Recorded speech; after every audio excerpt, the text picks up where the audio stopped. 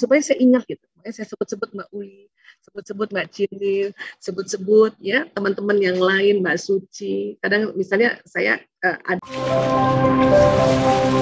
kita disuruh sabar ya oleh Allah. Kenapa? Ya ini tadi, karena ada perbedaan. Jenis kelamin, watak, bakat, budaya, pengungkapan bahasa kas. Dan basicnya lagi An-Nisa 19, Bismillahirrahmanirrahim. Dan bergaullah dengan mereka secara patut. Kemudian jika kamu tidak menyukai mereka, maka bersabarlah. Karena mungkin kamu tidak menyukai sesuatu, padahal Allah menjadikan padanya kebaikan yang banyak. Jadi sudah wanti-wanti Allah sampaikan pada kita, sabar, sabar. Istri ini kepengennya suaminya begini gitu kan. Ya, tapi karena tidak dilakukan akhirnya kita nggak suka. Padahal Allah menjadikan padanya kebaikan yang banyak. Jadi ini guidance ini harus terus dikaji terus gitu. Kita lihat lagi contohnya di rumah tangga Rasulullah SAW. Ya, kemudian juga kita lihat lagi ijtihad para ulama, lihat lagi ilmuwan menemukan apa. Nah, inilah yang nanti membuat kita punya petunjuk-petunjuk merangkai puzzle dan sabar ini. Sabar bukan diam. Sabar ini bahasa Arab sabaru yasbiru, artinya menahan. Jadi kalau nggak cocok, kita tahan diri kita untuk tidak melabrak. Tidak melabrak suami, suami tidak melabrak istri, tidak melabrak anak-anak, tidak melabrak mertua, tidak melabrak kakak ipar, adik ipar, dan sebagainya. Ya, jadi disebutnya sabar. Oke? Baik. Otak manusia ini ya ada otak besar dan ada otak kecil. Disinilah banyak program-program yang nanti tidak identik antara laki-laki dan perempuan. Jadi kesepakatannya itu adalah perempuan dan laki-laki memang tidak identik. Kenapa? Allah ciptakan memang otaknya sama, ada otak besar dan ada otak kecil, tapi di dalamnya itu tidak identik. Tapi laki-laki dan perempuan setara untuk apa? Untuk mendapatkan kesejahteraan, untuk mendapatkan ilmu, untuk menjalani ibadahnya, untuk mendapatkan pahala, bahkan juga setara kalau kita punya khilaf untuk dapat dosa juga, setara juga. Cuman memang tidak identik. Ya, memang sama manusia, tapi tidak identik, terutama program-program yang ada di dalam otak ini. Namun ada satu yang perlu kita pahami bahwa di basic otak ini ada namanya kelenjar pituitari. Disinilah ya tempatnya kecil ya, tapi begitu banyaknya hormon di dalam sini. Ya, kemudian disimpulkan ada yang dinamakan hormon bahagia dan cinta. Kalau nanti dia dibagi-bagi ini macam-macam. Ya, ada hormon juga di situ. Dan di tempat-tempat lain juga ada hormon-hormon yang kalau kita bicara tentang hormon ini berarti kita bicara bagaikan oli atau zat pelumas. Jadi hormon ini zat pelumas yang ada nanti di mesin-mesin tubuh manusia ini. Dan yang paling asik adalah hormon bahagia dan cinta ini, ya. Kalau kita tahu bagaimana cara mengeluarkannya, inilah yang nanti insya Allah pada saat merangkai puzzle-puzzle rumah tangga itu penuh bahagia dan cinta. Walaupun kadang waktu merangkai, keliru tempatnya gitu, cuman karena ada hormon bahagia dan cinta, tahu juga bagaimana guidance-nya, it's okay. Nah, kita atur ulang lagi.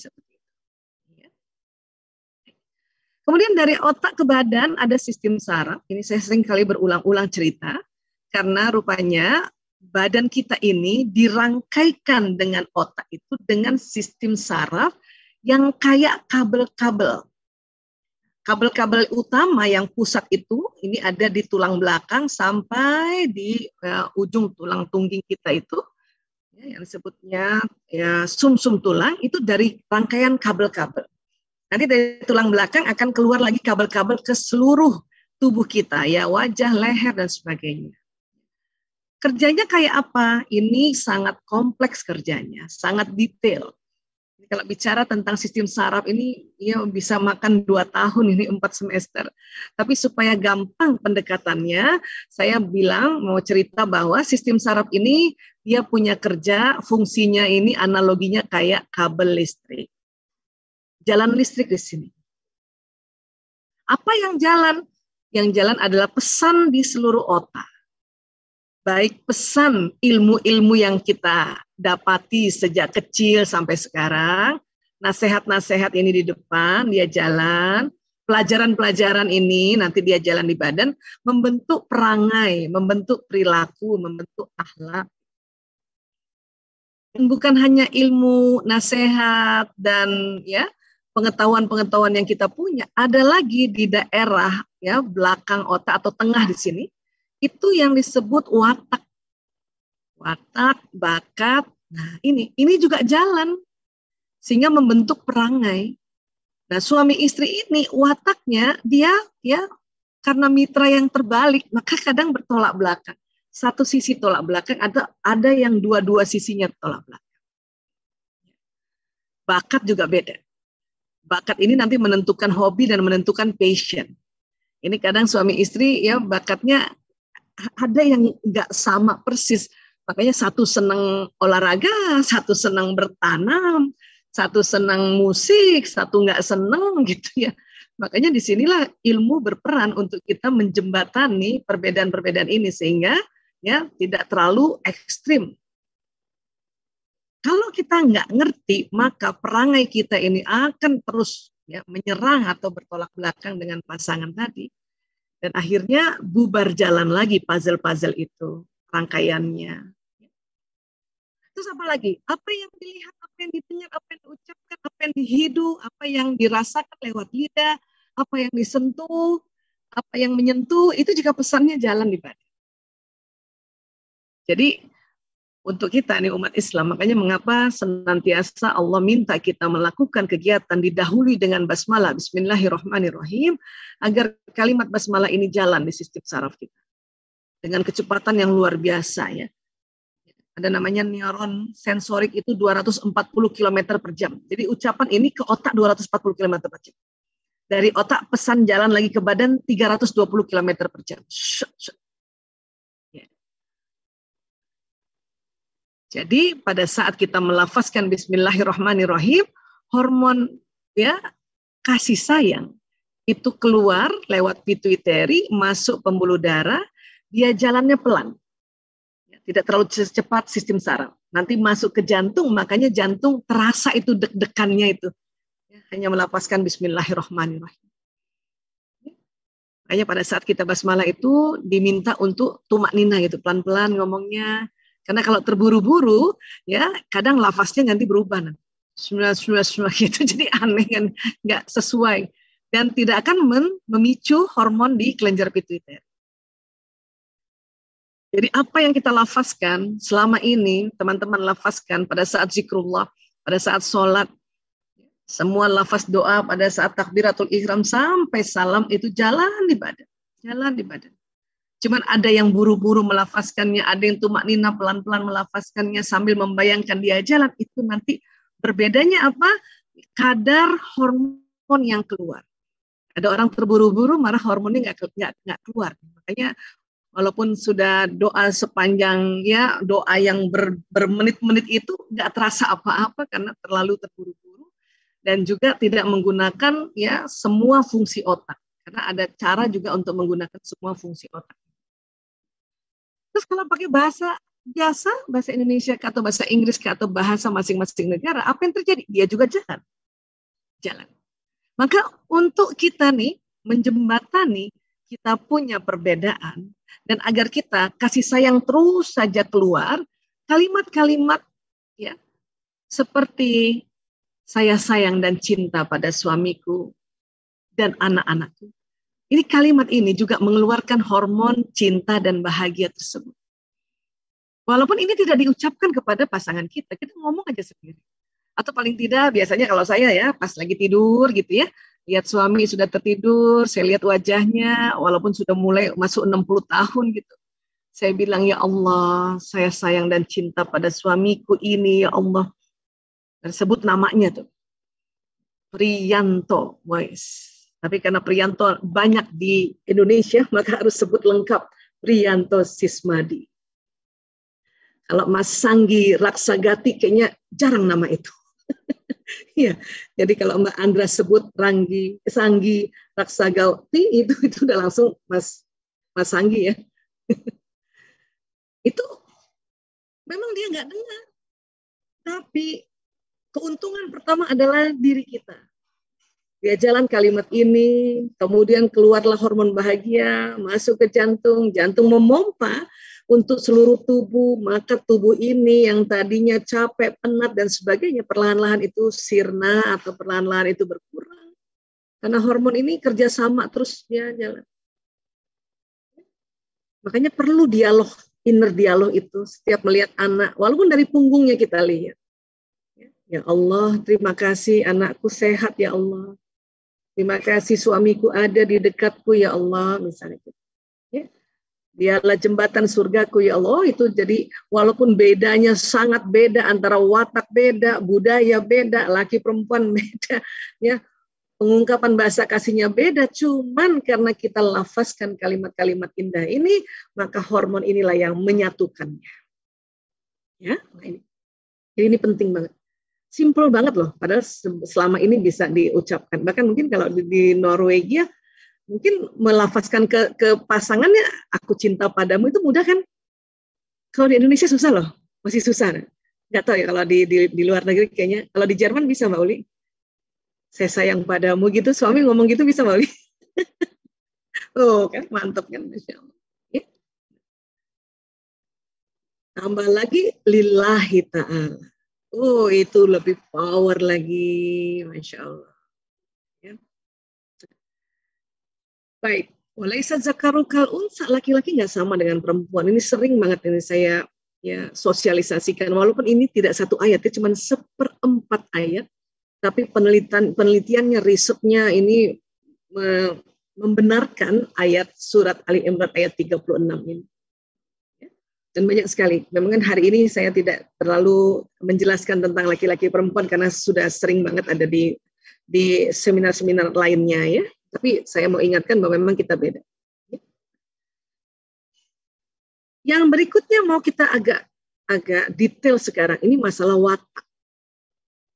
Watak ini kalau di Kamus Besar Bahasa Indonesia artinya sifat batin manusia yang mempengaruhi segenap pikiran dan tingkah laku, budi pekerti, tabiat dan dasarnya.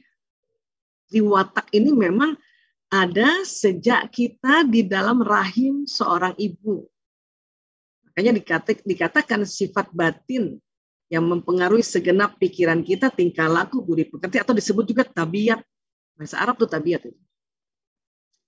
Basicnya apa? Di Al-Isra 84, Bismillahirrahmanirrahim, Qul kullu ya'malu ala syakilatihi wa rabbukum a'lamu biman huwa ahda sabila. Jadi katakanlah wahai Muhammad, setiap orang berbuat sesuai dengan pembawaannya masing-masing. Maka Tuhanmu lebih mengetahui siapa yang lebih benar jalannya. Jadi kalau bahasa dari genetika ini ya kita nih membawa gen masing-masing dan gen itu ya ada di dalam DNA. DNA ada di dalam kromosom. Jadi kita masing-masing ini ya ada pembawaannya. Jadi ibarat ya setiap orang itu unik katanya ya, kita semua dilahirkan dengan ciri khas sendiri. Ya, ibarat jenis batu, jenisnya tidak berubah tapi bentuk batu bisa diubah. Inilah kalau kita bicara watak, dan watak itu ternyata bawaan genetik. Ya. Jadi ciri khas watak ini diturunkan melalui genetik. Ini ada satu kromosom. Kalau kita belajar tentang kromosom, ya kalau Bapak Ibu teman-teman ingat belajar biologi dulu ya. Kalau disebut kromosom XX berarti ini kromosom seksnya perempuan. XY ini laki-laki. Kok bisa disebut XX? Karena bentuknya gini kayak X memang. Ya, kromosom seks ya, karena kromosom yang lain-lain ada ini. Kalau perempuan kromosom seksnya itu ada bentuk dua seperti ini, makanya disebut XX. Laki-laki ini ada X kayak gini dan ada satu kayak gini. Ilmuwan tadinya bingung ini mau disebut apa ya, cuman ya ini karena sudah disebut X ya sudah kita bilang aja Y. Walaupun nggak iye banget, tapi ya udah kita bilang iye gitu. Di dalamnya ini dia ada tali-tali kromosom, ada DNA, nah di dalam DNA ada gen. Dan ini di sini isinya bukan dari ayah ibu kita saja, tetapi leluhur kita 7 ke atas. Bukan hanya bentuk wajah, bentuk kulit, bentuk rambut, bentuk tinggi badan dan sebagainya, tapi juga masuk di sini bentuk watak. Bahkan mungkin juga ya Kalau ada orang misalnya merasa, aduh saya genetik nih asma saya gitu ya. Nah itu juga dibawa di dalam kromosom ini gitu. Hipertensi misalnya, saya turunan hipertensi, sebenarnya bukan hipertensi yang menurun, tetapi jenis pembuluh darahnya yang lebih kaku itu yang menurun dari genetika. Tapi kalau misalnya ya pola makan baik, pola hidup baik, maka ya nggak jadi hipertensi juga walaupun pembuluh darahnya kaku gitu. Diabetes juga begitu, mungkin pankreasnya secara genetik produksi insulinnya memang tidak sebanyak yang standar gitu. Cuman kalau pola makan, pola hidup, lifestyle-nya ya sangat-sangat oke gitu ya, nggak semuanya kebablasan, nggak berlebihan, maka hormon insulinnya tetap cukup. Itu semua dibawa oleh kromosom ini, termasuk watak tadi, dan juga bakat. Pendekatan sekarang yang populer itu adalah dari Florence Littauer. Ini bukunya banyak, kalau di Indonesia bentuknya kayak gini, ya. Di luar negeri juga banyak sekali. Ya, saya juga sudah baca semuanya ini, maka kayak gini nih pendekatannya. Walaupun sebetulnya secara keilmuan, ya personality atau watak atau kepribadian itu ranahnya teman psikolog secara keilmuan. Tetapi karena kita dituntut untuk cepat menjembatani perbedaan-perbedaan, maka kita disuruh cepat juga belajar secara populer. Saya katakan secara populer, yang simple. Jadi teman-teman hari ini juga kita mendeteksi watak masing-masing secara populer. Bila nanti bingung dan sakit berlanjut kebingungannya, silakan hubungi teman-teman psikolog gitu. Ya, nah ini kita bikin kesepakatan dulu, kalau enggak nanti bingung sendiri. Baik, sebetulnya mendeteksi watak juga bisa pakai alat yang namanya foto aura ini. Ya. Mungkin di Norwegia tentu ada, ya. Kalau di Indonesia juga ada, tapi memang tidak banyak. Ya. Tempat kami ada di klinik Sunter ada ini, dan biasanya terteranya gitu atau tertangkapnya gini. Jadi ada badan selulernya, terus ada badan bioplasmiknya. Ya. Warna yang semburat biru, kehijauan, keunguan ini biasanya orang bilang sebutnya introvert. Ya, watak yang introvert. Warna yang lebih colornya orange ke merah atau ke kuning, ini extrovert. Nanti ada lagi tuh watak satu lagi ambivert, nah itu bisa antara kuning hijau kayak gitu. Ya, atau merah kebiruan itu ambivert. Jadi terdeteksinya lewat foto aura ini lewat monitor. Kayak gitu. Oke. Nah, kemudian kita lihat dulu otak manusia dari atas. Ini hidung kita ya. Ini otak besar nih. Dia terbelah dua, ada belahan kanan, ada belahan kiri. Ya. Jadi kalau dari atas otak kita kayak gini, ada apa sih di dalamnya? Di dalamnya itu terutama bagian tengah di sini yang kita sebut parietalis. Ya. Saya kasih lihat gambarnya dari samping kiri ya. Warna kuning ini.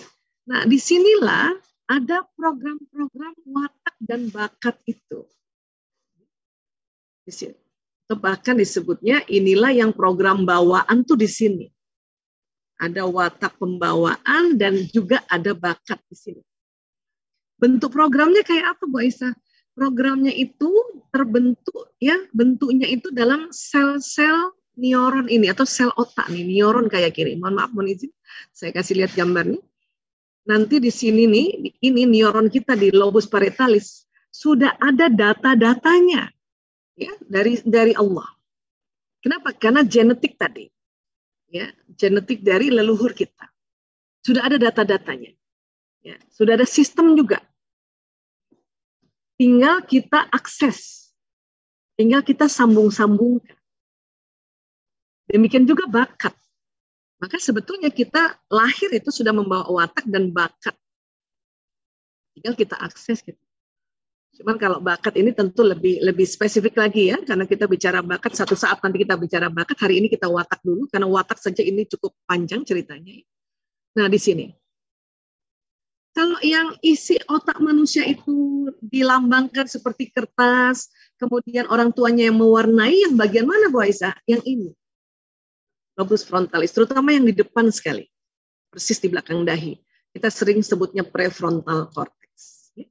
Mungkin tidak usah dihafal, tapi tahu aja, oh di depan gitu. Dia sistem sudah ada, data-data yang belum ada.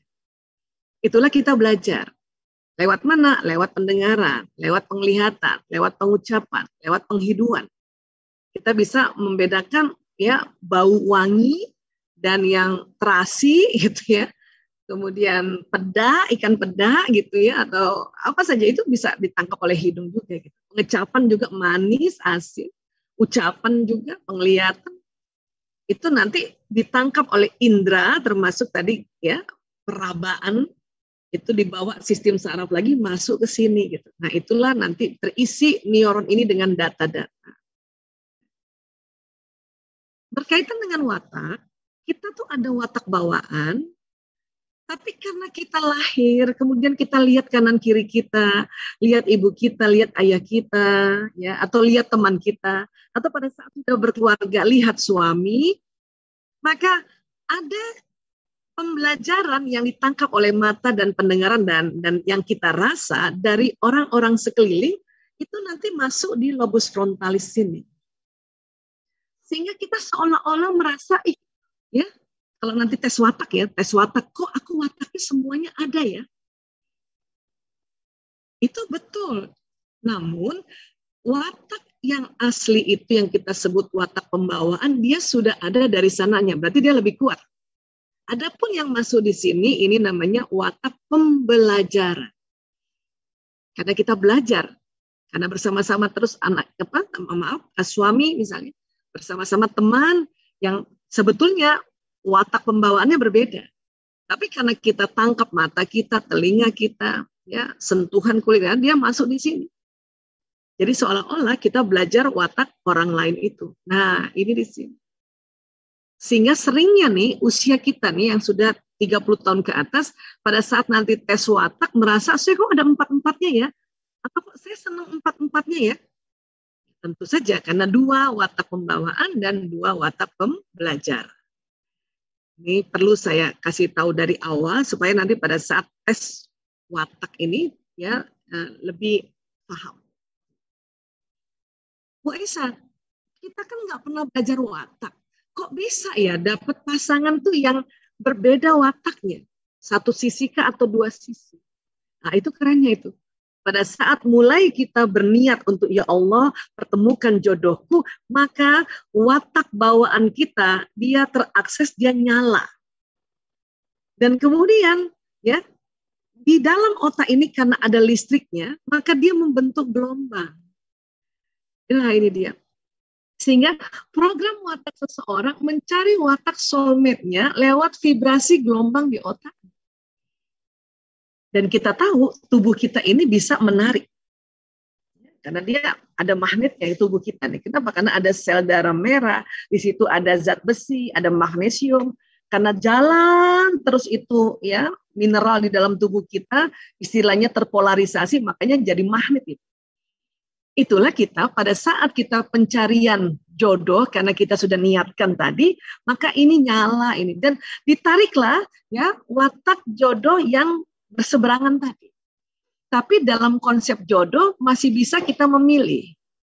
Mau dapat orang Jawa kah misalnya, seperti saya orang Bugis, ya waktu kecil nggak tahu kenapa saya bilang pokoknya saya mau nikahnya sama orang Jawa gitu.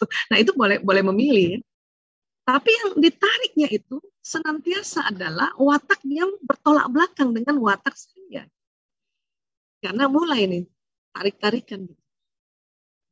Inilah makanya belum belajar watak, tetapi secara fitrah, secara alami, maka watak suami istri itu soulmate, lahan jiwa. Kemudian ya di dalam program neuron di otak ini kan tadi saya sudah sampaikan ada sistem, ada data-data ya, tapi belum terakses. Dia masih bentuknya belum tersambung-sambung gitu. Maka dari kecil, di mana pada saat kita ngomong sama diri sendiri, aku kok kayak gini ya, aku kok seneng banget ya apa-apa, aku ya harus susunnya rapi, teratur ya gitu. Pada saat kita ngomong kayak gitu, maka ada watak yang memang bawaan yang membuat hasrat untuk melakukan, mengatur dengan detail, dia nyala dia, listriknya nyala, bahkan tersambung. Dan kalau kita ulang-ulang lagi, makin kuat sambungannya. Maka program yang ada di otak itu terakses, tersambung, dan dia jalan di tulang belakang tadi, membentuk perangai atau membentuk perilaku. Ya jalan. Cara duduk, cara bicara, cara pakai baju, ya, mimik wajah dan sebagainya, itu ya terlihat. Itulah makanya mengapa kita bisa mendeteksi watak seseorang, karena terlihat semuanya. Program yang di sini nyala, dia jalan di badan. Nah, ini yang makanya jangan heran kalau ada orang, kok dia bisa baca watak saya? Itu mudah, asal sudah tahu konsepnya. Kemudian lagi, di dalam konsep watak itu, ya, Allah sampaikan di dalam Asy-Syams ayat 8-9, Bismillahirrahmanirrahim, fa'alhamaha fujuraha wa taqwaha. Maka Allah mengilhamkan kepada jiwa itu jalan kefasikan dan ketakwaan. Dalam ilmu neuroscience, jiwa itu adalah disimpannya di otak. Kalau Allah mengilhamkan otak itu jalan kefasikan dan ketakwaan, inilah yang bahasa dari psikologi kepribadian adalah ya Tuhan memberikan kelemahan dan kekuatan di jenis watak yang ada di jiwa itu. Namun kemudian ya Allah sampaikan qad aflaha man zakkaha. Sesungguhnya beruntunglah orang yang mensucikan jiwa itu. Dalam arti yang mensucikan itu tadi belajar, cari tahu ya apa kefasikan yang ada di otak kita, apa ketakwaan, perkuat ketakwaan, kefasikan kita atasi itu dalam rangka ya mensucikan jiwa. Kemudian kalau kita bicara lagi, ya satu lagi tadi karena ada perbedaan ya bahasa kasih sayang. Apa sih ini bahasa kasih sayang? Bahasa kasih sayang adalah cara yang digunakan seseorang untuk mengungkapkan rasa kasih sayang dan rasa cinta di dalam dirinya kepada orang lain. Ternyata ini dipengaruhi oleh watak bawaan. Ada orang waktu mengungkapkan kasih sayang itu dia memuji istrinya. Tapi istrinya karena wataknya beda, dia merasa nggak terlalu senang dipuji. Akhirnya disebut, lebay banget sih lo muji-muji mulu. Gitu. Karena ungkapan kasih sayang yang diharapkan oleh istri bukan yang pujian. Mungkin ada hal yang lain gitu. Pelayanan kah? Atau hadiah gitu ya.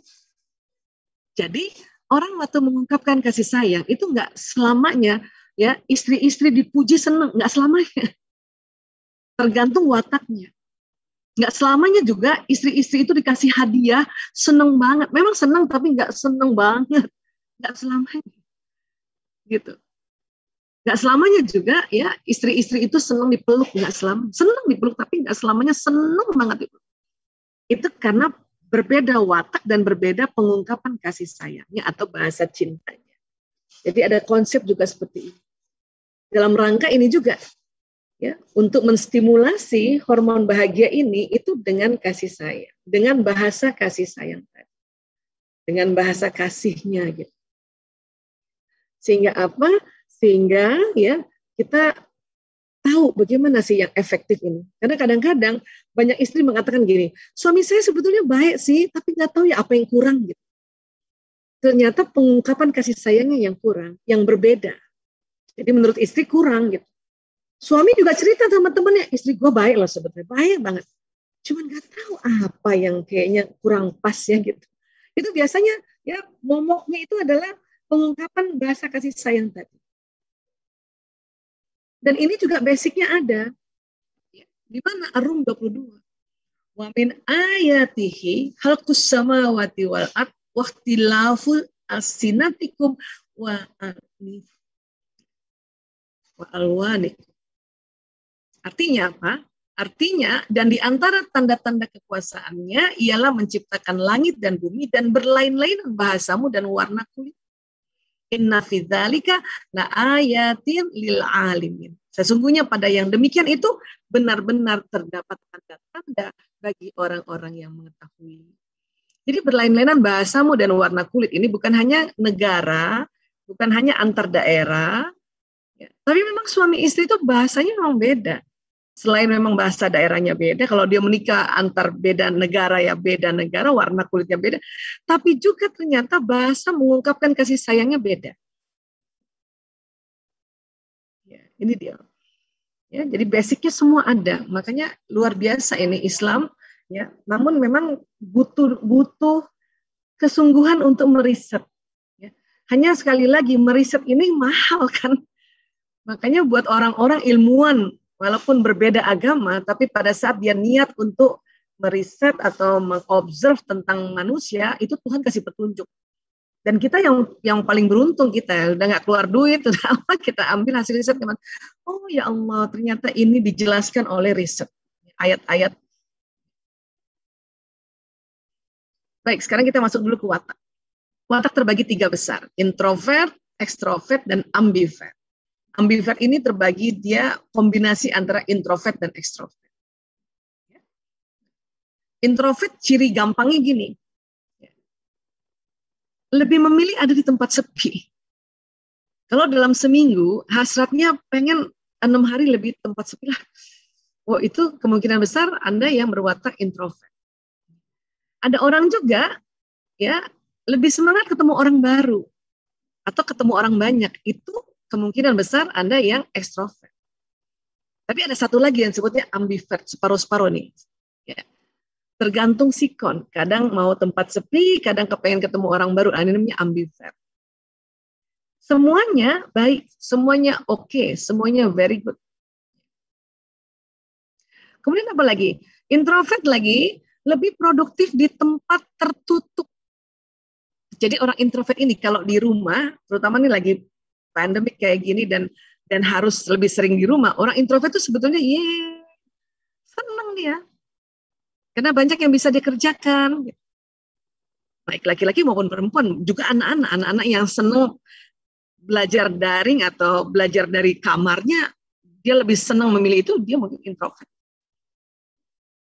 Kemudian ekstrovert adalah lebih produktif di tempat terbuka. Jadi buat orang yang ekstrovert ini, pandemik dan harus lockdown inilah yang mulai, dia udah mulai cepat bosan lah, mulai ya rasanya terhambat ini saya produktivitas saya. Inilah ekstrovert, termasuk anak-anak yang kepengennya sekolah aja ya pergi dari rumah, itu biasanya dia yang watak ekstrovert. Ada lagi ambivert ini dia bisa keduanya, kadang mau di rumah, kadang mau di luar, kadang mau di rumah, kadang mau di luar. Tergantung mood kalau ambivert ini. Kemudian ya kita perdalam lagi, introvert, extrovert, dan ambivert. Introvert terpulihkan energinya saat sendirian. Jadi orang introvert itu lagi sendirian tuh malah dia oke, malah dia power. Pas sakit dia sendirian, nggak ditengok, nggak apa, malah dia pulih gitu. Itu introvert. Kalau extrovert lain, dia terpulihkan energinya saat beramai-ramai. Ada orang sakit, kalau dia keluar rumah sehat, itu ekstrovert. Cuman kalau kita nggak ngerti, pasangan akan mencela nih pasangan yang ekstrovert. Di rumah aja sakit, pas ketemu teman aja sehat loh. Itu ada kayak gitu tuh. Kalau nggak ngerti, ya. Saya termasuk ini. Terus terang saya termasuk, suami saya soalnya ekstrovert. Jadi ya kalau di rumah aja sakit tuh, pas keluar aja, waduh, nggak sakit. Sampai rumah sakit lagi. Tapi saya pikir biar ini nggak apa-apa keluar. Daripada di rumah sakit kan gitu. Ya. Kalau ambivert lain, ambivert ini separuh-separuh ya. Ini sama ini ya, tergantung situasi kondisi. Gitu. Kemudian introvert lebih suka bekerja atau belajar sendiri. Ya, wah ini enak banget nih. Yang introvert, makanya introvert ini apalagi lagi era digital kayak gini, yang bisa DIY gitu ya, do it yourself, tutorialnya banyak di YouTube, di IG, di Google. Oh, very happy nih, bisa bikin apa-apa aja nih.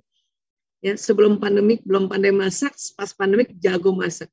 Ya, bisa bikin ngatur rumah, bisa bikin mengatur lemari dan sebagainya, bahkan bisa potong rambut anaknya gara-gara bekerja sendiri. Orang introvert jago banget. Ya. Walaupun memang digital ini membuat kita kan ya kemungkinan belajar sendiri, tapi yang introvert lebih asik lagi. Ekstrovert lebih suka bekerja atau belajar dalam tim. Makanya lebih senang rame-rame. Inilah anak-anak yang ekstrovert ini ya, ini mulai kasihan nih.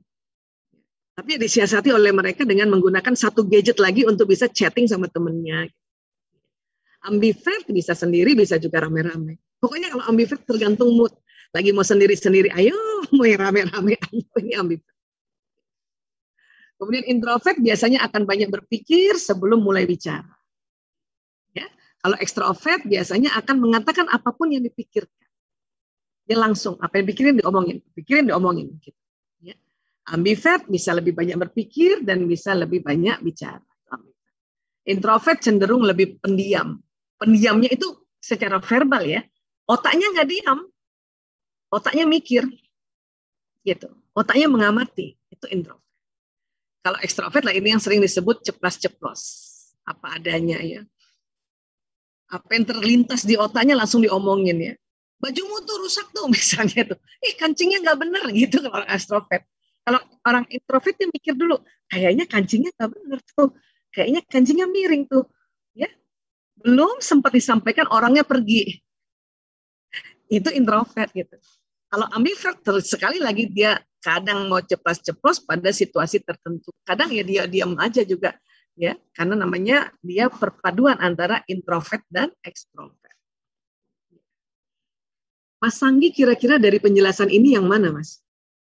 Punten ini karena jadi moderator saya boleh tanya ya, buat percontohan ya. Introvert kah, ekstrovert kah, atau yang ambivert? Mic-nya mungkin masih termute, Mas Sanggi. Nggak bisa ya? Oh, mungkin host boleh bantu dibukakan. Ya, biasanya terkunci, terlockdown. Ya. Jadi kita bisa ya mendeteksi dulu kita wataknya yang mana nih, karena ada dia terbagi 3 besar dulu, introvert, extrovert atau ambivert. Nanti ini pun introvert nanti terbagi 2 lagi, extrovert terbagi 2 lagi, ambivert terbagi 2 lagi. Hari ini karena bicara tentang perbedaan, sayang rasanya kalau kita tidak mendalami tentang introvert yang terbagi-bagi ambivert dan extrovert ini. Enggak, Mas Sanggi, yang mana kira-kira? Ada yang introvert, extrovert atau ambivert? Saya kayaknya tergantung situasi sih. Ambivert Ya, kayaknya. yang ambivert ya. Ya, kadang bisa sendiri, kadang bisa. Dari dulu begitu, dari kecil. Iya, kebetulan kata ibu saya juga kalau waktu kecil justru lebih ke introvert, mengamati orang gitu. Tapi kalau di dalam situasi yang nyaman, jadi mulai talkatif gitu, mulai nyaman baru Ya, talkatif. kalau ketemu orang yang udah sangat dikenal ya. Betul. Bisa jadi mungkin introvert ya, tapi karena Mungkin. sudah mulai belajar, makanya terasa ada ambivertnya kan gitu. Karena tadi kan kita sudah bagi ya, watak bawaan dan watak pembelajaran. Tapi Bisa mungkin jadi, juga karena merasa introvert, jadi waktu SMA dan kuliah mengikuti ekskul yang memaksa saya mulai ekstrovert seperti teater ya, atau hal-hal yang seperti itu mungkin. ya itu makanya pembelajaran namanya. Jadi introvert watak dasarnya, kemudian karena belajar mencoba untuk agak ekstrovert, makanya jadi terasa ambivertnya gitu, separuh-separuh. Ya, nah sekarang kita dalamkan lagi, karena ini semua kan dia terbagi lagi ya. Jadi gini, punten Mas Sagi ini karya jadikan contoh, nggak apa-apa ya? Ya, Sagi ya.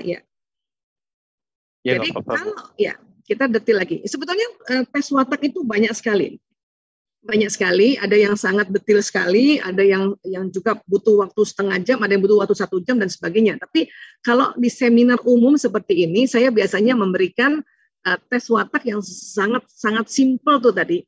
Ya, nah ini seandainya kalau dulu banget ya, Mas Sagi waktu dulu banget nih, waktu masih kecil, ya, misalnya TK gitu, diajak main teater, kira-kira pilihnya yang mana? Penonton, penulis skenario, sutradara, atau artis? Yang mana? Pilih satu di antara 4 pilihan ini. Kalau ini waktu TK misalnya, waktu diajak TK teater. Mungkin penulis skenario kali, mungkin. Oke, penulis skenario ya. Iya. Itu betul banget ya. Baik, kemudian kalau disuruh pilihan kedua yang mana? Sutradara mungkin. Oke, ya. Jadi penulis skenario dan mendelegasi tugas ke orang berani waktu TK misalnya. Berani banget kayaknya. Jadi ini ya, kamu jadi ini ya, gitu ya. Oke. Oke, sip. Ya. Nah, ini kenapa saya tanya waktu TK? Karena kalau memilih peran ini di usia kita semakin muda, ya, itu kecenderungan presentasi ya untuk watak bawaannya lebih tepat, akuratnya lebih tepat. Dibanding kalau kita tanyanya, kalau sekarang misalnya di usia kita yang udah tua, apalagi saya gini udah tua, kamu misalnya ya di usia udah sebegini ada teater pilih mana, itu kadang-kadang ada satu pasti yang keluar dari watak bawaan. Makanya teknik ini kita tanya kalau kamu waktu kecil gitu, karena watak itu kan bawaan dari lahir ya Mas. Jadi sejak lahir itu udah ada, makanya kalau kita udah tahu konsep ini, waktu lihat anak bayi aja udah tahu ini wataknya ini, wataknya ini, wataknya ini udah tahu gitu. Nah, namun karena ini tes cepat, akuratnya memang tidak juga 95% ke atas, tetapi baru 80-85% karena tes cepat. Tapi cukup oke kok 80-85%. Nanti kita lihat penjelasannya. Ya. Tadi Mas Sagi pilih pilihan pertama penulis skenario, ya. Tadi juga pilih introvert. Itu sebetulnya secara pilihan antara introvert tadi dengan penulis skenario itu sudah tepat banget. Tinggal kombinasinya. Kombinasinya tadi pilih sutradara. Ya. Kalau memang pilihnya sutradara itu berarti dari kecil ambivert. Tapi kalau pilihnya penonton itu berarti dari kecil introvert. Ya, karena kombinasi wataknya ini. Jadi setiap orang itu ada 2 jenisnya. Oke. Sekarang kita bahas yang pilih penonton dulu boleh ya, teman-teman barangkali yang pilih penonton. Biasanya istilah di penonton di bahasa psikologi kepribadian kalau pakai istilah plekma atau plekmatis, ya ini adalah istilah lama, penamaan watak yang lama sekali. Sejak dari Hippocrates ini. Ini penemuan Hippocrates nih, Mas Sanggi, istilah plekmatis ini. Ya, jadi menghargai penemuannya Hippocrates. Bayangkan Hippocrates itu menemukan teori watak itu sebelum Nabi Isa alaihissalam lahir. Ya, jadi orang yang pilih penonton dikategorikan plekmatis. Ya, kemungkinan besar di otaknya, program otaknya hasratnya damai. Dan ciri khasnya dia punya ciri khas adalah pengamat. Senang mengamati. Senang ngamatin. Ya. Ada orang yang memang senang mengamati apa-apa diamati gitu. Saya termasuk yang plekmatis. Saya termasuk penonton. Saya senang mengamati seseorang. Kemudian saya bertanya di dalam pengamatan itu gitu. Ya. Dan ciri khas penonton ini gampang banget ya. Penonton ini ada kekuatan, ada kelemahannya ya. Dan paling sering kalau ditanya selalu jawabnya ya. Apalagi untuk makan, mau makan apa, jawabnya selalu terserah. Terserah gitu. Terserah. Nah ini ada yang pilih penonton tadi ya seperti ini kah barangkali? Ya, terserah. Coba deh Mbak Cindil misalnya ajak Bu Isa makan, tanya Bu Isa mau makan apa? Pasti jawabnya terserah. Walaupun Bu Isa bisa loh bilang Mbak aku mau steak dong gitu, tapi selalu bilang terserah gitu. Ya karena penonton ini atau orang pragmatis, orang damai. Ya, ya terlalu banyak bersyukur ya. Dalam hati orang pragmatis, alhamdulillah untung ditraktir. Udah ditraktir milih. Itu makanya istilahnya terserah. Jadi kalau punya anak, dikit-dikit terserah bunda, terserah ayah, terserah. Ayolah kakak dong yang ambil keputusan. Terserahlah bunda aja lah yang ambil keputusan sama kakak. Itu biasanya anak pragmatis. Dan orang pragmatis ini jarang sekali marah. Jarang marah. Siapa yang pilih penonton tuh? Jarang sekali marah. Tapi kalau udah sekalinya marah, waduh, nyeremin deh. Justru itu karena jarang sekali marah, energinya habis untuk handle feeling. Sehingga cepat lelah. Makanya ya dia mudah tidur. Mudah istirahat. Orang yang pragmatis itu harus tahu dirinya bahwa oke, aku harus istirahat. Sebisa-bisanya ya kan orang bilang jangan libur dong lo, enggak, gue harus libur. Ya, istirahat.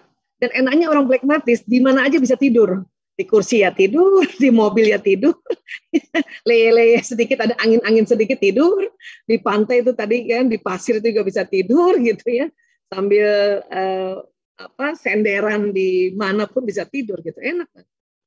Ya. dan butuh tidur agak lama memang. Ini orang pragmatis. Kenapa?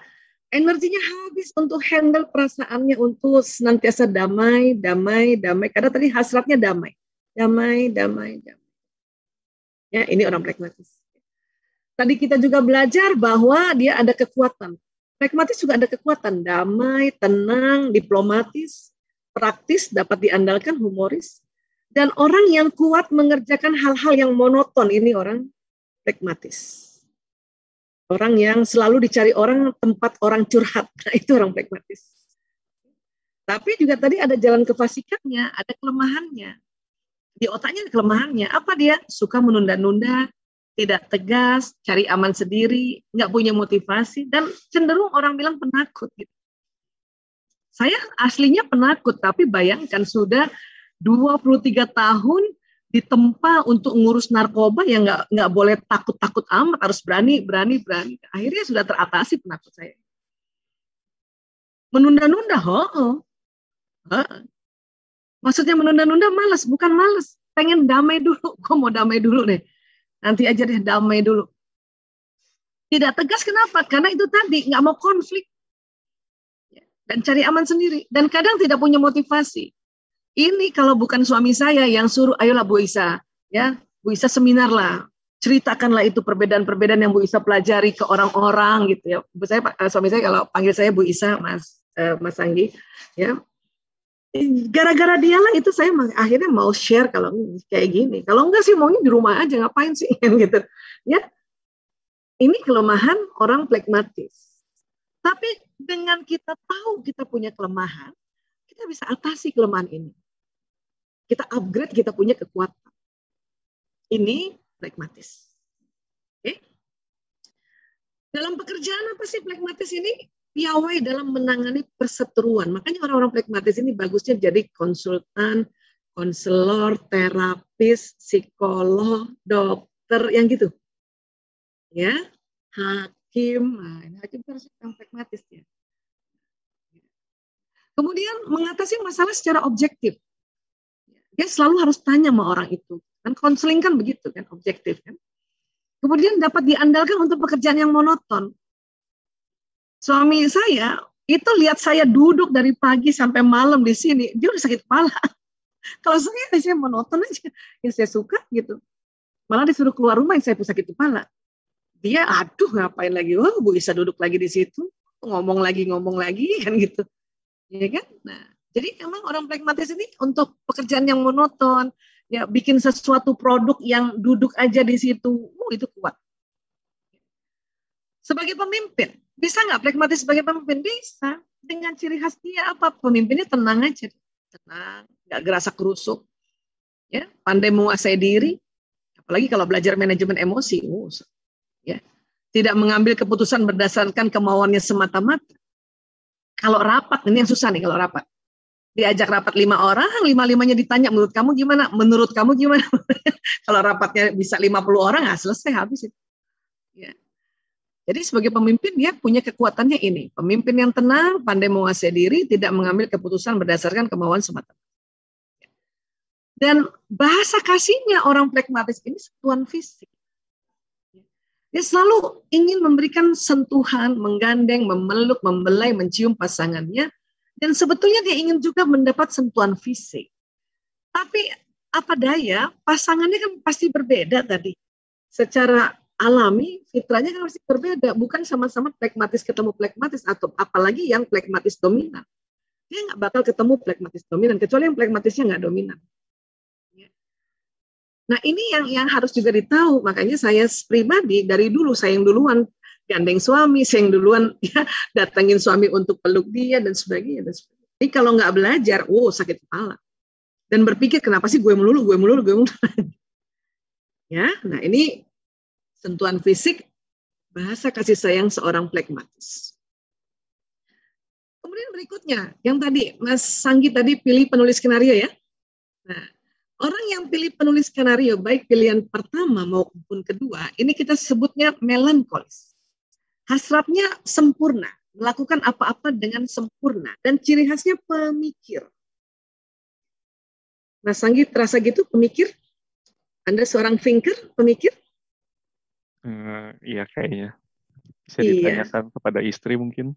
iya. Kalau lihat wajahnya sih kelihatan banget pemikir, gitu ya. Jadi apa-apa dipikirin dan detail, orangnya detail. Ingin melakukan apa-apa dengan baik, teratur, sempurna, kayak gitu. Ya. Tapi kalau Ada boleh ditambahin mungkin karena ada pengaruh dari ibu saya yang ekstrovert, jadi juga kata ibu tadi, jadi mengubah ke agak tengah gitu. Iya, Benar itu kata ibu. belajar kan? Itu belajar. Jadi watak pembelajaran ya. Atau pengaruh. Ya, mungkin dari ayah ya, melankolisnya ya, atau dari Hmm, keluarga. Karena ini watak genetik. Ya, watak jadi. genetik.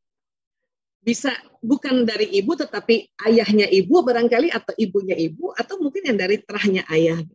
Ya, karena dia nanti akan ya menurun ya genetik kepada cucunya ini gitu. Ya. Nah, oke, sekarang melankolis ini gampang ya. Mas Anggi dari kecil kalau pencet pasta gigi dari bawah ya? Enggak juga sih. Enggak juga. Dari kecil enggak dari bawah. Lebih Kayaknya cenderung dari mana? mungkin dari bawah sih mungkin ya. Mungkin ada Saya beberapa maksa. hal lain yang Ya, lebih rutin. ya, saya maksa nih buat Mas Anggi nginget-nginget kehidupannya. Ya, makanya tadi minta izin dulu nih. Disaksikan oleh teman di jamaah Zoomia 100 orang nih. Saya udah lagi 99 nih. Di YouTube ya mungkin lebih ya. Ya. Biasanya orang yang melankolis selalu mencoba pencet odolnya pasta gigi pada saat mau sikat gigi dari bawah. Dari bawah. Tanpa terasa loh itu. Nuntun otaknya dari bawah. Ya. Kemudian satu ketika ada orang pinjem pasta giginya dari tengah. Itu waktu mau pencet lagi, dia dari bawah lagi seperti itu. Ya. Ini yang melankolis asli. Ya. Nah, jadi sejak kecil pencet pasta gigi selalu dari bawah. Bahkan digulung ya. Watak lain, kalau misalnya udah habis, kadang-kadang dia nggak, ya, malesan ngapain digulung-gulung, ganti aja watak lain ya. Apalagi watak yang ekstrovert. Tapi kalau melankolis itu, wah dari bawah, gitu. Ya. Dari bawah dia ya, dilipat. Bahkan digunting, diambil dalamnya, ada juga yang begini. Nah, ini barangkali melankolis ibu-ibu nih. Gaji suaminya belum keluar, nah udah melankolis emak-emak. Nah begini dia nih, digunting sampai dalam, habis. Ya, ekonomis ini namanya ya. Iya, karena selalu mau sempurna, bahkan sempurna habis. Ini ciri khas yang paling gampang sekali. Ya. Nah, kemudian dompetnya teratur rapi dan terklasifikasi. 100.000 sama 100.000, 50.000 sama 50.000, dan kepala pahlawannya hadap kanan-kanan semua gitu. Ya. Orang-orang melankolis yang pilih tadi penulis skenario, ini saya yakin dompetnya rapi sekali. Ini aja masih belum rapin. Kalau dapat kembali uangnya, kembaliannya lecek, minta ganti. Nah, kalau itu melankolis ibu-ibu itu. Ganti dong yang nggak lecek gitu kan. Ya. Atau dia punya dompet untuk uang lecek. Itulah ibu-ibu. Ya. Itu luar biasa ya, orang melankolis itu mengorganize itu gampang banget. Makanya kalau saya lihat tutorial ya, ibu-ibu mengatur dapur, bumbu dapur yang rapi banget sampai tulisannya rapi, itu melankolis seneng banget gitu. Watak lain bisa belajar, cuman agak mencong-mencong dikit kan, bikin label di botol-botol dapurnya gitu yang isinya lada, gula dan sebagainya gitu. Kalau orang melankolis mah rapi. Kemudian apa sih? Kekuatannya sempurna, analitis, tekun, disiplin, rapi, berbakat. Ya, berbakat. Apalagi kalau memang jelas secara genetik bakatnya itu misalnya kecerdasan musikalis. Itu main musiknya nggak asal-asalan main musik kalau orang melankolis. Atau punya bakatnya kecerdasan visual spasial yang menggambar, itu nggak asal menggambar kalau orang melankolis. Ya, watak lain ada, bisa punya bakat kecerdasan visual spasial, tapi cara menggambarnya melankolis lebih detail sekali. Ya, dan sangat tekun. Makanya orang melankolis ini cenderung ya dia jenius ya. Karena dia sangat analitis, tekun, disiplin. Tapi ada kelemahannya juga karena tadi jangan kepastikan apa, pemurung. Kenapa? Karena mikir terus. Jadi serius. Dan memang memilih lebih senang sendiri karena tadi introvert tadi. Dan ya kalau dia ada kesal, mungkin ada yang menghina dia atau bikin sedih dia, itu dia ingat terus karena pemikir. Makanya ada istilahnya pendendam. Tinggal dia mau nggak memaafkan kan gitu. Teoritis karena analisa. Kenapa begini? Kenapa begitu? Kenapa begini? Kenapa? Selalu kenapa? Dan perasa orangnya sangat sensitif. Ya, makanya sangat peduli gitu. Ada teman barangkali ya kurang dananya, maka dia mikirin, aduh kasihannya gimana caranya bantuin teman itu. Ya, atau adiknya, saudara kandungnya nggak punya sesuatu yang dia punya, dia perasa banget ya. Kasihan ya Bu, adikku nggak ada. Nah, anak saya soalnya nomor 3 tuh pemikir ya, melankolis. Ini dia. Kemudian dalam pekerjaan apa melankolis? Kemampuannya detail, mendalam. Ya. Kemudian kemampuan analisanya juga ya mumpuni. Kok gini ya, kok gitu ya. Ini otak kirinya dia jalan. Standar tinggi memang orang melankolis. Buat ibu-ibu nih, ya kalau orang melankolis beli barang itu harus standar tinggi, bukan masalah mahal, dia harus bagus, ya jahitannya sempurna. Kalau beli baju orang melankolis, kancingnya, benangnya kemana-mana nggak jadi beli tuh. Dia cari lagi yang rapi, lebih rapi, ya antara benang dengan kancing nggak sama warnanya, itu nggak bukan standarnya melankolis. Makanya orang melankolis barang-barangnya itu bagus-bagus dan tahan lama. Karena memang juga ya memilih barang standarnya tinggi. Dalam pekerjaan juga standar tinggi. Terus prestasi tinggi. Makanya standarnya orang melankolis sejak anak-anak, kalau dia matematika selalu mau tinggi. Saya matematika 100, sekalinya dapat 80 bisa nangis orang melankolis. Karena menurut dia jauh di bawah standar. Padahal watak lain dapat 80 udah seneng banget. Ya, orang melankolis ini standarnya 100 dapat 80 nangis. Orang plekmatis ya dapat 60 aja nggak nangis, dia malah bersyukur. Ini lihat temennya yang 80 kok nangis gitu. Inilah melankolis, standar tinggi. Ya, prestasi juga tinggi. Sebagai pemimpin bagaimana mampu mengorganisasikan dengan baik. Memang pandai mengorganize, otaknya tuh suruh mengorganize, begini caranya, dan selalu mau hasratnya rapi. Memiliki kreativitas yang mendalam. Ini orang melankolis. Karena detail. Ya. Terus menginginkan prestasi yang berkualitas. Pokoknya ya maunya juara. Bisa kayak gitu nih orang melankolis. Dan peka terhadap perasaan orang lain. Jadi sebagai pemimpinnya beginilah pemimpin melankolis. Ya. Dan apa sih bahasa kasih sayangnya? Dia nih termasuk bahasa kasihnya yang waktu yang berkualitas. Quality time, senang menemani dan menghabiskan waktu bersama pasangan dan juga ingin ditemani oleh pasangan. Orang melankolis ini kayak gini. Makanya kalau punya suami melankolis, kita harus tahu kalau dia udah di rumah, ya udah deh pekerjaan yang di luar sana udah deh di stop temenin di rumah. Atau misalnya pasangan hidup yang quality time, waktu yang bersama, ya senantiasa mau antar istrinya jalan walaupun dia cuma ngedrop aja atau tunggu di mobil, ya maka terimalah dengan senang hati. Karena kalau ditolak nanti dia merasa nggak berguna. Sini aku anterin, terus kata istrinya nggak usah gampang gini aja, nggak usah. Itu seorang yang melankolis yang punya bahasa kasih waktu berkualitas ditolak seperti itu wah sedih banget. Ya. Tapi di sisi lain ya, orang melankolis juga bisa jadi ya bahasa kasihnya yaitu hadiah. Receiving gift. Ada yang melankolis hadiah. Senang memberi hadiah atau oleh-oleh pada pasangan, ya, dan sangat senang bila pasangannya menghargai hadiahnya. Dan juga sangat menghargai apapun pemberian dari pasangan. Ini bahasa kasih. Ya. Mas Anggi tanya lagi boleh? Kira-kira bahasa kasihnya Mas Anggi lebih ke quality time atau receiving gift? Quality time dan giving gift sih. Iya, berarti memberi lebih ya, dan quality time juga itu. Berarti benar-benar melankolis nih.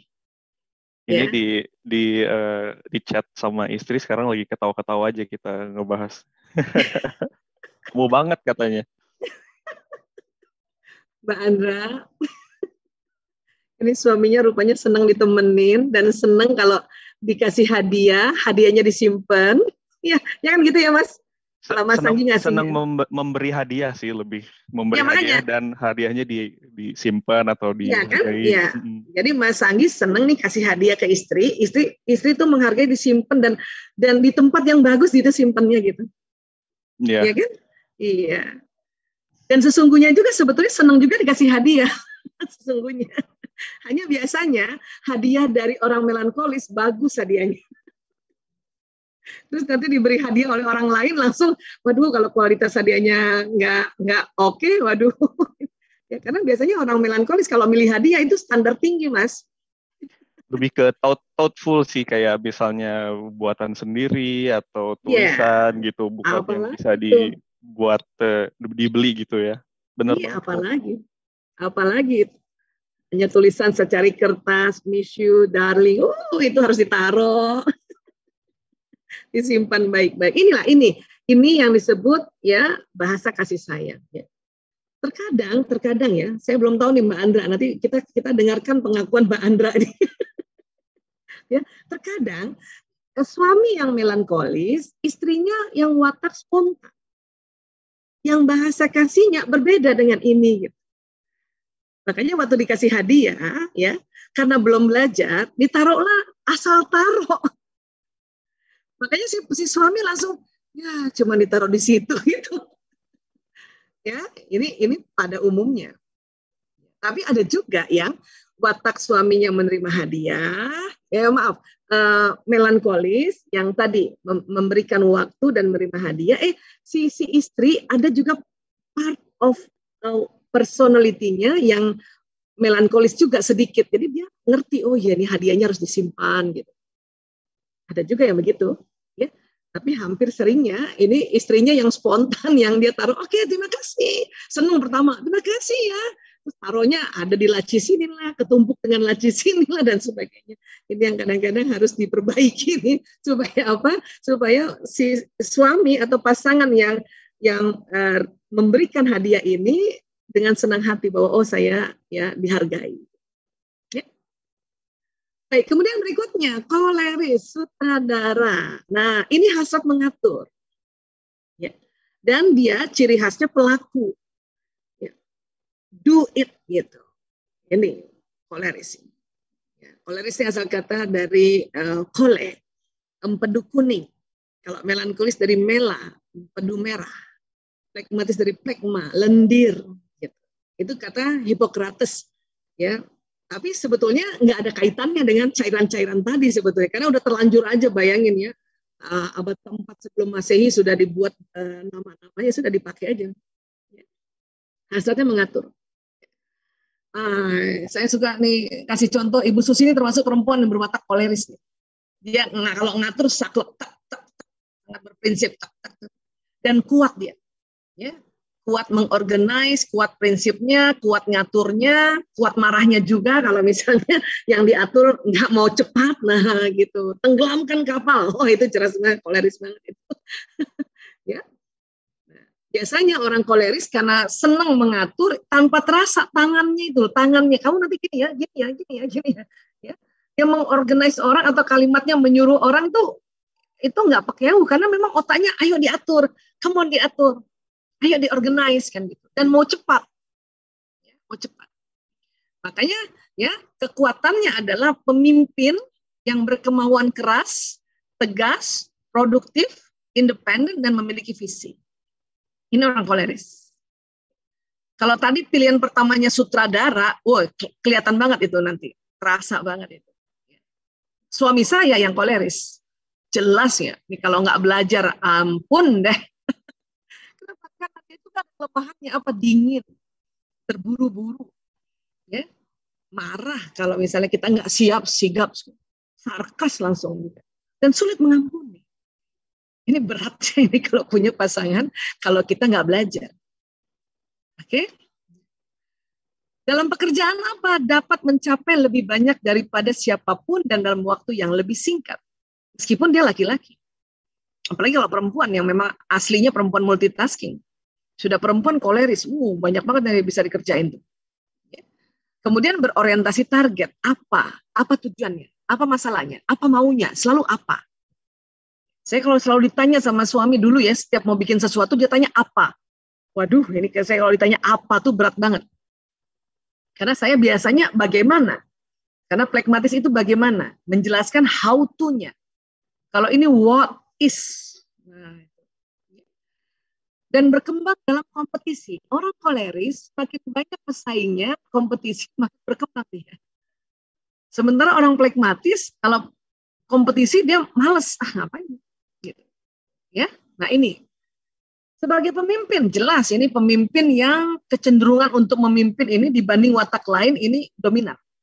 Karena hasrat mengatur tadi. Mempunyai naluri yang kuat akan sesuatu yang berhasil. Dia punya insting tuh kuat. Ini bisa nih pasti. Kalimatnya itu selalu ada pastinya. Bisa nih pasti. Itu jelas seorang koleris tuh. Kalau dikit-dikit kurang lebih kira-kira itu biasanya bukan koleris itu.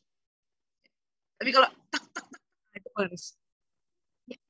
Kemudian dinamis dan aktif sangat memerlukan perubahan. Itu cepat bosan orang koleris.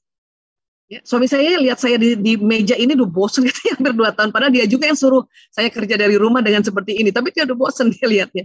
Makanya dia yang pergi aja nggak apa-apa. Ayah pergi aja nggak apa-apa. Nggak usah lihat Bu Isa. Kadang dia suruh saya, coba Bu Isa mejanya pindahin ke atas, mejanya pindahin ke bawah. Dia yang bosan. Aku nggak bosan. Ya, nah ini yang berbedanya nanti. Yakin dan tidak mudah patah semangat. Kalaupun gagal, besok udah mulai kerja lagi. Hari ini aja gagal, cuman sehari 2 hari, besok kerja. Ini koleris sebagai pemimpin. Ya. Kemudian bahasa kasihnya apa? Pelayanan. Ya. Act of service, senang dengan dan sigap melayani pasangan dan ingin dilayani juga oleh pasangan. Saya kalau dilayani sama suami dalam artian misalnya saya minta sesuatu gitu ya, ini genteng kamar ini nih, misalnya gitu ya, atau eternitnya kayaknya udah mulai lembab nih, besok itu dia layani saya, walaupun bukan dia yang kerjakan sendiri, dia tinggal telepon suruh orang, betulin eternit kamar saya, gitu. Atau ya AC-nya udah mulai nggak dingin, oke, besok telepon tukang AC datang, bukan kerjaan sendiri, orang kolerisnya tinggal nyuruh, ya, karena dia ya bisa mengatur, bisa menyuruh.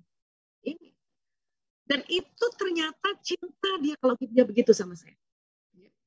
Banyak kita nih pasangan yang aslinya pragmatis, yang damai, punya pasangan koleris, ya orang koleris sebetulnya sudah menyatakan cinta dengan cara dia memberikan pelayanan, kita merasa kok gitu sih? Inilah karena nggak belajar ya.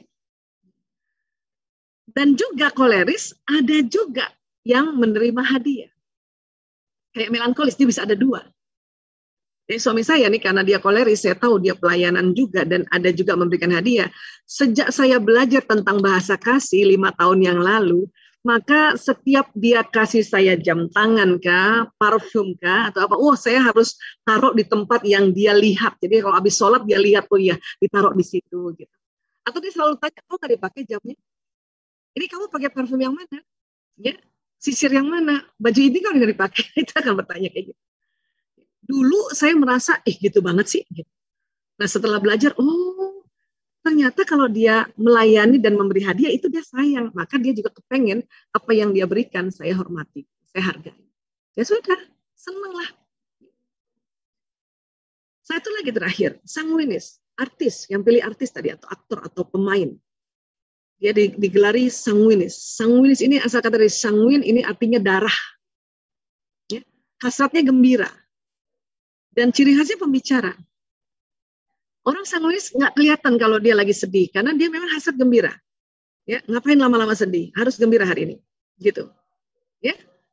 Nah, sanguinis ini gampang carinya. Kalau ada orang lagi kumpul-kumpul cerita dan dia suaranya paling besar dan ketawanya paling besar, paling heboh, itulah sanguinis. Walaupun di kelompok-kelompok misalnya ibu-ibu gitu. Kelompok bapak-bapak ada suara paling besar, paling cepat ketawanya, kelihatan dari orang sanguinis. Dan paling heboh ceritanya itu orang sanguinis itu. Ya. Orang sanguinis ini orang spontan, ya, orang spontan, happy, ya. Kemudian itu tadi banyak teman, cuman itu tadi juga, ya, dia sering juga, ya, saking gembiranya dan spontannya, kelemahannya apa? Sering juga lupa nama orang temannya itu, lupa di mana parkir kendaraan, lupa meletakkan barang dan sebagainya. Makanya kalau kita tahu kita sanguinis, kita harus mensiasatinya gitu. Saya juga ada sanguinis walaupun tidak banyak, ya. Maka saya sering, ya, julukan nama-nama teman saya dan saya suka ulang-ulang supaya saya ingat gitu. Makanya saya sebut-sebut Mbak Uli, sebut-sebut Mbak Cindil, sebut-sebut, ya, teman-teman yang lain, Mbak Suci. Kadang misalnya saya ada sambungannya Mbak Suci Lembang gitu, ya. Mbak Uli Bremen, pokoknya kayak gitu.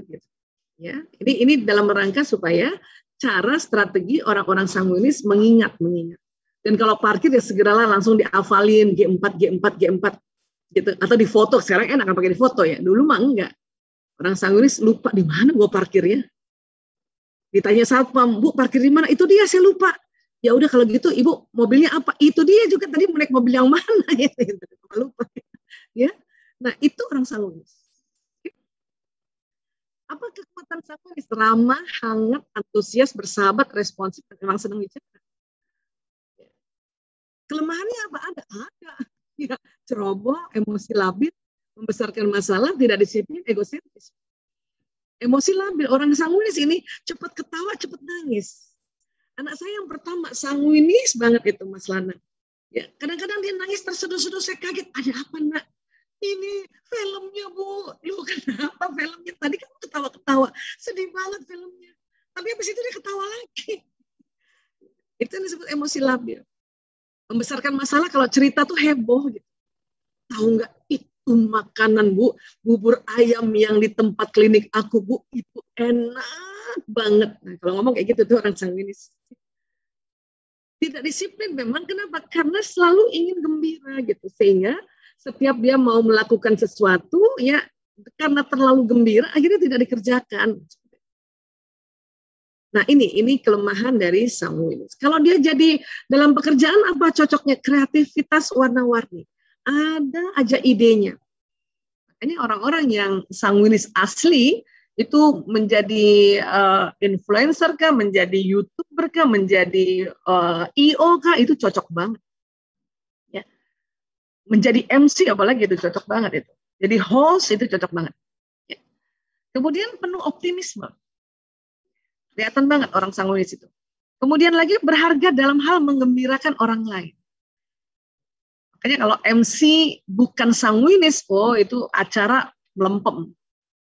Tapi kalau host MC yang untuk acara, ya, ketemu apalagi dia orang sanguinis, oh itu seru itu. Ada aja dia cerita ini itu.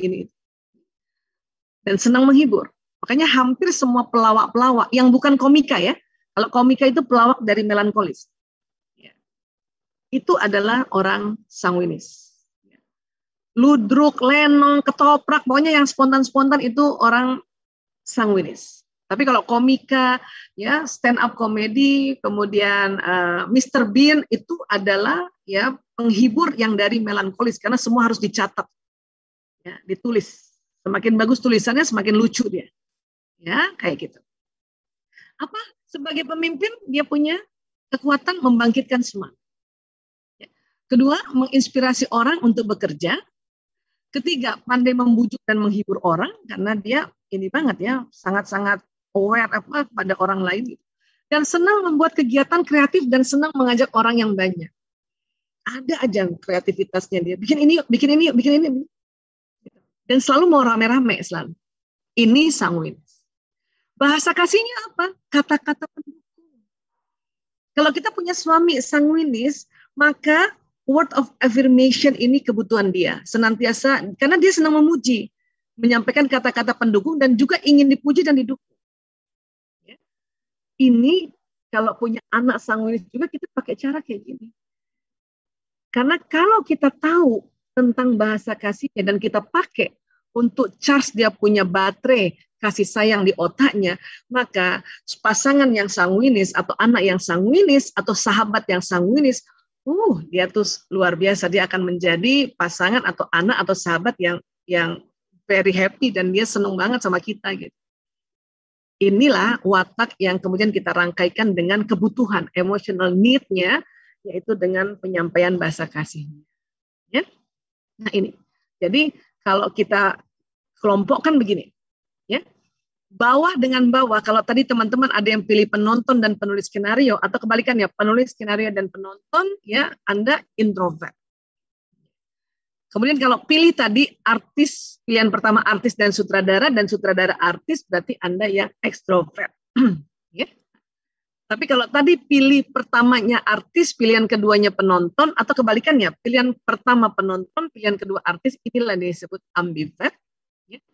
Atau tadi pilihan pertamanya melankolis, menulis skenario, pilihan keduanya sutradara, atau kebalikannya, pilihan pertama sutradara dan pilihan keduanya penulis skenario, inilah ambivert.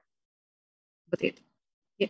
Adakah bersilang Bu Aisyah watak pragmatis dan koleris? Karena saya tadi pilih pertama penonton, kedua sutradara, misalnya ada yang begitu ya.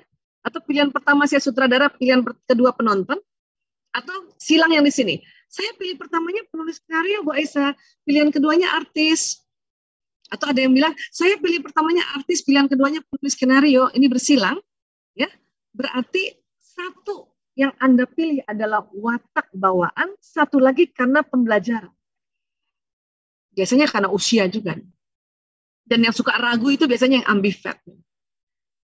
Tapi kalau pasangan hidup itu bersilang. Tergantung pilihan dominannya apa. Contoh saya misalnya, saya orang penonton, asli penonton, 85% Bu Isa ini penonton. Suaminya asli koleris. Walaupun kami ada di titik pertemuan sama-sama di part of personality kita nih, di dalam ya keping-keping kepribadiannya itu ada di sanguinis gitu. Tapi karena saya dominan sekali pragmatis, maka suami saya koleris. Ini jatuh cintanya karena yang koleris ya melihat saya damai dan saya merasa ada yang bisa memberikan atau mengatur saya gitu. Itu jatuh cinta di awal-awal. 3 bulan menikah, kalau nggak belajar, aduh, kenapa saya disuruh-suruh? Kata si istri yang pragmatis. Kata suami yang koleris, ya, aduh, kenapa pasanganku lelet banget, lambat banget. Saya dulu tidur siang aja nggak boleh, karena dianggap lelet. Padahal saya butuh tidur siang. Kenapa? Ini sebagai orang pragmatis, ya, masuk ke keluarga suami yang cukup keras semuanya, itu habis energi. Kebalikannya juga. Biasanya orang yang dominan melankolis, pasangannya ada sanguinisnya, yang gembira, yang spontan. Yang istri sanguinis, suami melankolis, itu biasanya ya sangat cocok. Ini jatuh cintanya begini. Tapi kalau 3 bulan tidak langsung belajar tentang watak, mulai itu. Karena sangat berbeda, bertolak belakang, maka dia akan ya konflik di perbedaan-perbedaan tersebut. Satu mau cepat, dan spontan, nggak usah dipikir-pikir, udah maju aja. Satu lagi, ntar dulu. Kasih waktu 3 hari saya ambil keputusan. Kelamaan, kata si sanguinis. Sanguinis karena mau cepat, mau spontan, kadang-kadang dia berantakan. Maka yang rapiin yang melankolis. Bolehkah itu? Boleh banget. Cuman sekali lagi harus dijembatani dengan belajar, sehingga ya menerima bahwa dia soulmate aku. Kenapa? Karena pun tidak dengan dia, saya misalnya tidak dengan Ayah Toto, maka saya juga dapat laki-laki yang persis sama. Paling casing wajahnya aja yang beda. Ya, saya dapat koleris gitu. Keluarga yang tidak bisa harmonis seringkali disebabkan oleh kurangnya komunikasi, sikap egois, atau hilangnya rasa saling menghargai. Akibatnya, rumah yang seharusnya jadi tempat pulang yang penuh ketenangan justru berubah menjadi sumber kegelisahan. Anak-anak pun ikut merasakan dampaknya. Mereka tumbuh dengan luka batin, merasa kurang kasih sayang, bahkan bisa kehilangan teladan yang baik. Islam mengajarkan bahwa keluarga adalah amanah dan ladang ibadah. Jika keharmonisan sulit terjaga, langkah pertama adalah memperbaiki hati masing-masing, mengurangi ego, serta menghidupkan doa bersama. Suami istri perlu saling memahami, saling memaafkan, dan menghidupkan kembali kasih sayang. Sebab, keharmonisan keluarga bukan hanya tentang tidak adanya pertengkaran, tapi tentang bagaimana setiap anggota keluarga mau berjuang menjaga cinta dan ridha Allah di dalam rumah.